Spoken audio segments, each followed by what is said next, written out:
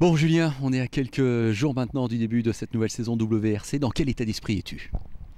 Là, très zen pour l'instant. On a encore quelques séances d'essai pour se mettre vraiment dans le bain. C'est vrai que là, l'amorce au siège de Citroën Racing, ça commence à nous rappeler que ça y est, on se remet au boulot. Bon, on n'a jamais trop arrêté de bosser non plus. Là, l'intersaison a été courte. Et ouais, pour répondre à ta question, là, la saison, l'état d'esprit, c'est vraiment de réussir à décompresser un peu et de repartir à bloc dès le rallye de Suède. Alors une intersaison, en fait concrètement, ça se passe comment? On arrive à se reposer ou c'est tout de suite du boulot après le dernier rallye de l'année? Dernier rallye d'année, donc c'était mi-novembre en Angleterre. On a eu pas mal de séances d'essai jusqu'au 18 décembre. On a aussi eu le petit rallye du Var avec Seb en extra. Donc tout ça mis bout à bout, ça nous a laissé une grosse semaine aux alentours de Noël. Et puis dès le 4 janvier, je crois qu'on recommençait les essais en Espagne. Et bon, c'est très bien, hein, il faut emmagasiner les kilomètres au volant de la nouvelle DS3. Alors cette nouvelle DS3, dis donc, tu as révélé que tu avais peut-être plus de place par rapport à une C4. Comment ça se fait ça? Là, je sais pas si je fais de la pub pour le modèle commercial ou pas. Mais en tout cas, ouais, on a étonnamment de la place dans la DS3. Et puis c'est vrai que j'en ai eu une de DS3 civile. Et c'est vrai qu'on est pas mal à l'aise dedans. Et là, en gros, techniquement, comme Danos, évidemment, Daniel a des jambes plus courtes que les miennes.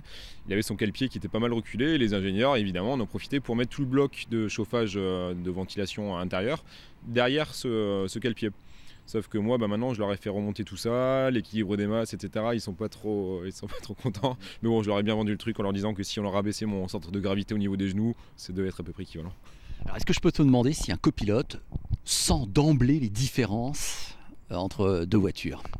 Oui, évidemment, on sent la différence, là, c'est majeur. Autant quand c'est du setup, du ressenti du setup, il y a des choses très fines ou qu'on peut avoir qu'uniquement quand on est au volant. Autant là, c'est une voiture qui est beaucoup plus vive que la C4. Seb doit beaucoup plus jouer avec le volant et en plus, il doit le faire qu'avec une main depuis ce levier maintenant qui est revenu plutôt que les palettes. Non, c'est plaisant parce que c'est un challenge. Pour nous, on débarque avec une nouvelle voiture, on peut y mettre notre contribution et à droite, c'est un petit boulot aussi. Est-ce qu'un copilote progresse au fur et à mesure de sa carrière? Et à quel niveau? Un copilote, il n'y a pas d'école de copilotage. Il y a bien eu 2-3 formations. Moi-même, quand j'ai mis en place quelque chose en début de saison où je faisais une formation, pas copilote, mais équipage, pour justement apprendre les automatismes et puis le boulot du copilote quand besoin est.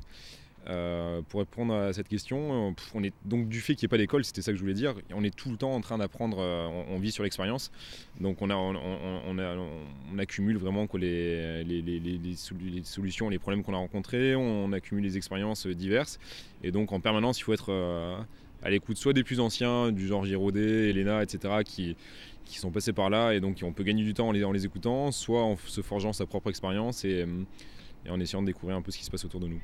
Quand je regarde les classements officiels des championnats du monde de l'an dernier, je m'aperçois que tu es 3e officiel copilote mondial. As-tu un prix pour ça? Ah, c'était mon heure de gloire. Non, pour dire la vérité, je suis très content d'avoir fini 3e, même si 3e, 2e, 4e, on se souvient que des premiers évidemment, donc ça c'est le prochain objectif.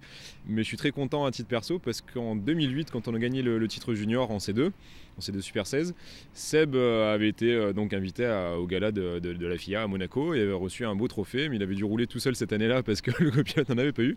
Et là, par le jeu donc du fait que Peter Solberg ait changé de copilote cette année en cours de saison, moi je finis 3e et Seb Ogier finit 4e au championnat. Donc il n'a pas été invité, il n'a pas eu de coupe. Là on a une coupe partout, on va pouvoir commencer à accumuler les trophées ensemble.